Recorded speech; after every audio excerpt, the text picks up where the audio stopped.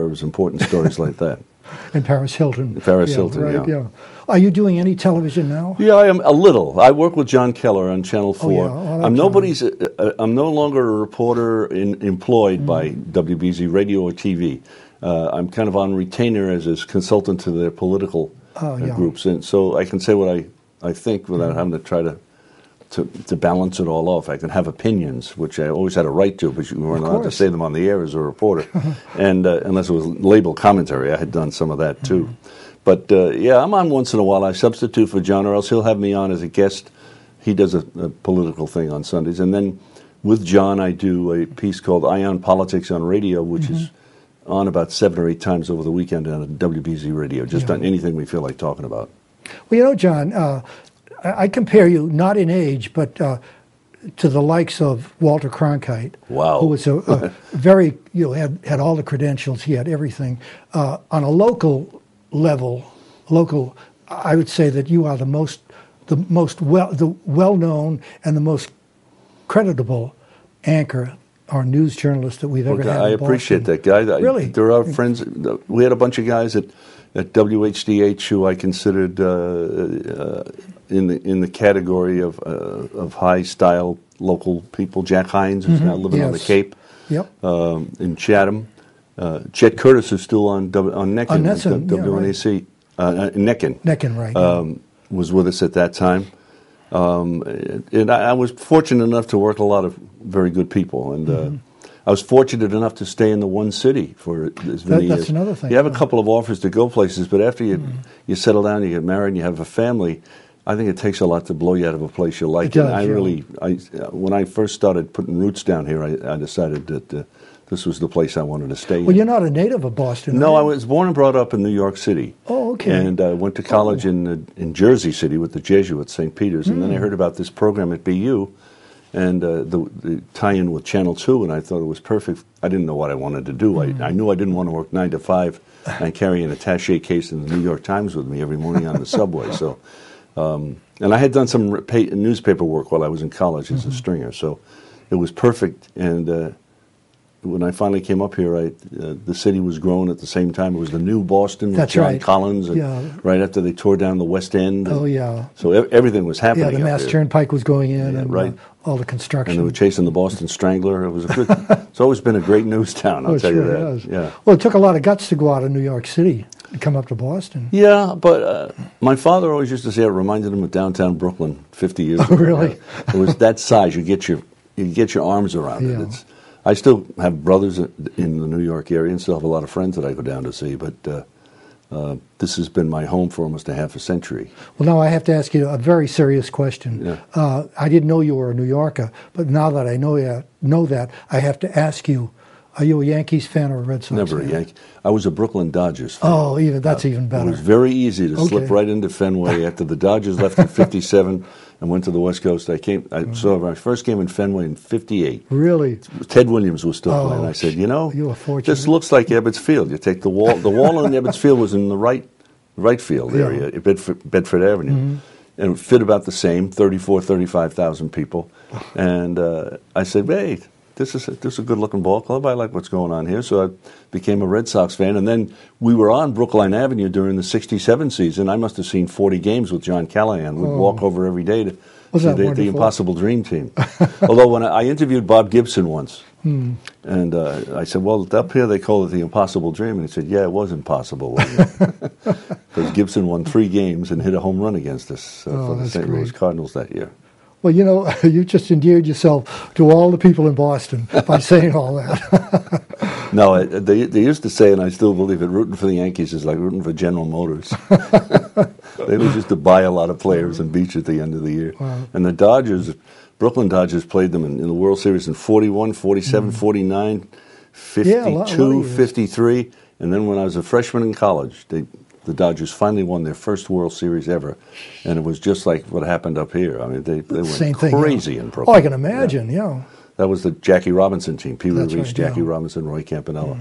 So that was big. So I twice in my lifetime, the Dodgers in Brooklyn in '55, and the Red Sox in Boston in 2004. In all the time I've been rooting for baseball, which is over half a century, only 2 teams have ever won the World Series. So I don't know if I'm good luck to anybody. I'd like to see the Red Sox do it again. I think they might. They have a nice pitching staff. They do. They really do. Finally, it's about time, isn't it? Yeah.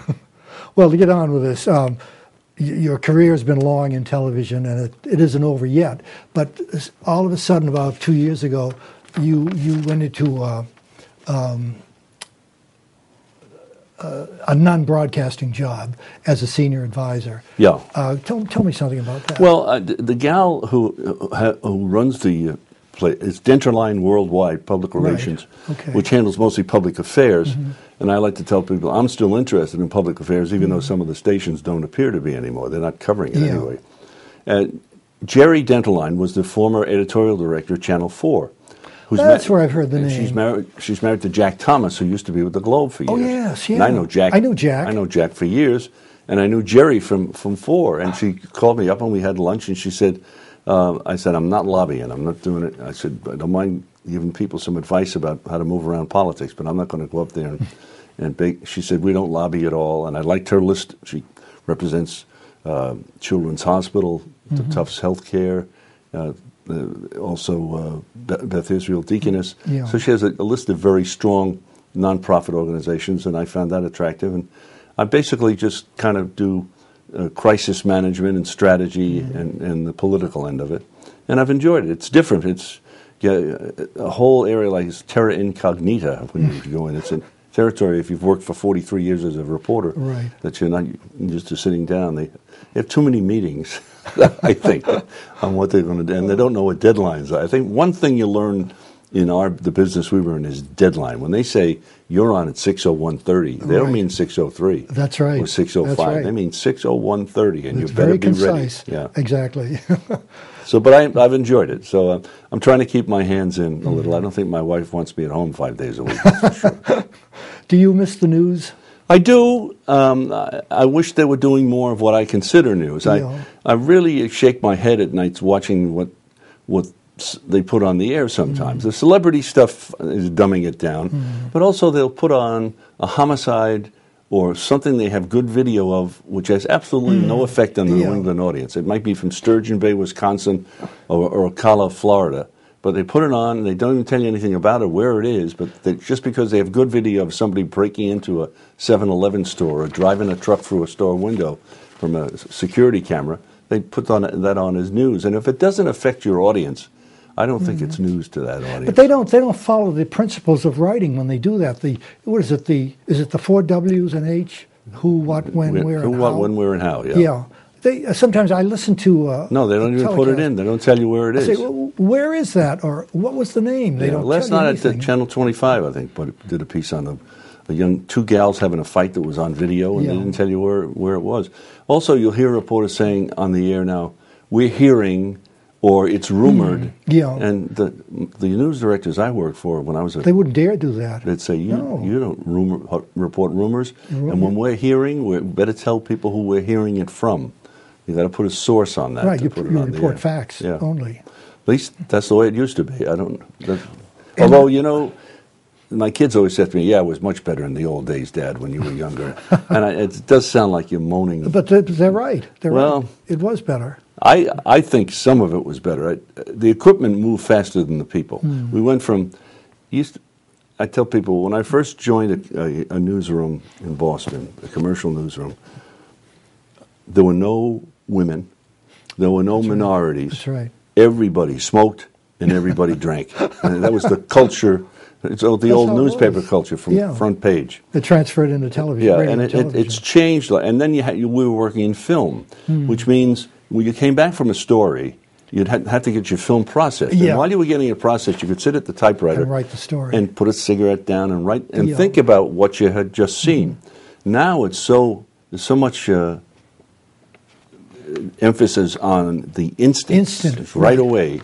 That sometimes reporters will show up and they say, you're going on live in 2 minutes. They haven't talked to anybody. They haven't checked out what the story's about. And all the time they're saying, back behind me, and I keep saying at home, I can see what's behind you. Tell me why it's important. Tell me why fill in the blanks for me. The cameraman showing me what's behind you. But not only that, when they go out on a story like that, sometimes they don't have any time to write the story. No. I mean, it's done right on the spot, right. and they're very haphazard. Yeah, it's haphazard. That's and if somebody can please explain to me the difference between breaking news and developing news, I'll be very happy. It's all marketing, and some of the writers think they're writing a movie script now. I know reporters will turn in the script and they change it, so it's more exciting. But it didn't happen. But it gets, and it's all teases too. So they spend more time with the teases and on the broadcast and the light glitches and everything. Well, that bothers me. You tune in, say Channel 7 at 5 o'clock. And they'll tease you with something, and if it's something you really want to hear, you say, "Oh, I want to hear that," and you have to wait until about 10 minutes of 6. And sometimes the tease is longer than the story. Exactly. Yeah. If they only have video for 11 seconds, that's all they show you. Oh, somebody said last week, and I can't remember who it was, and I probably wouldn't want me to quote him anyway. They said most Americans now attention span is like that of a fruit fly. They don't want any long sound bites or any context put on the story. Just show it, they bang, bang, bang. Exactly. It's like the people that just read the headlines in the newspaper, not the story itself.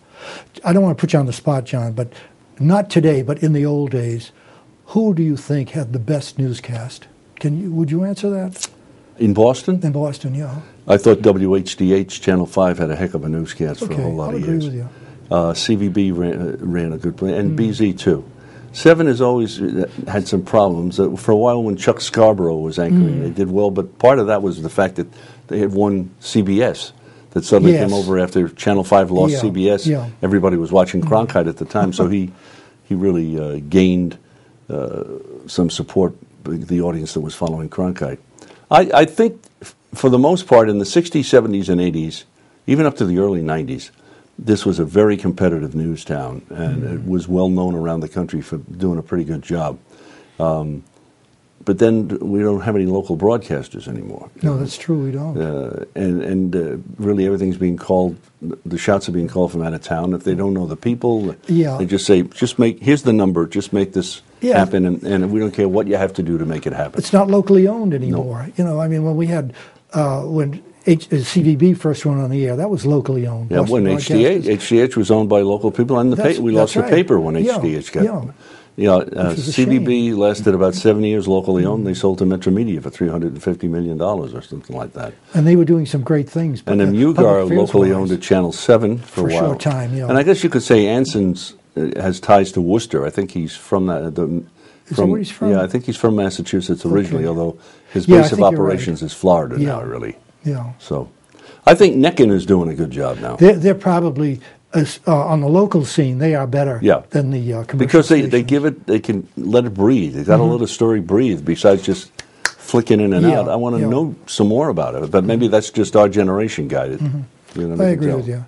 Well, we've got about a minute left, John. It's been great having you on the show here. Well, I'm sorry I missed Don, and please give him my best. Well, he'll be back with us on our next episode. Okay, because Don and I know each other a long time, too. Well, we've talked about, Don and I have talked about having you on the show so many times, and frankly, I didn't know where to find you. Yeah. And then at the last Media Gang luncheon, because I've seen you there several times, I said, I got to do it. It's now or never. Yeah. And that's why I walked up. Well, I'm glad you asked me because. Well, I'm glad you came, and I hope you don't get lost getting out of here. I won't. I had a little trouble with some road construction on the way in. Well, that's all. Things like that do. Always when one crosses 95. Yeah, it gets tricky. Yeah. John, thanks very much for being My on pleasure. the show. Nice to see you again. Same here. Our guest today has been John Henning, who is I guess I can call him my favorite newscaster because I've known him for a long time. Well, that's our show for this time. My name is Guy Giampapa. Thanks for watching Preview. See you next time.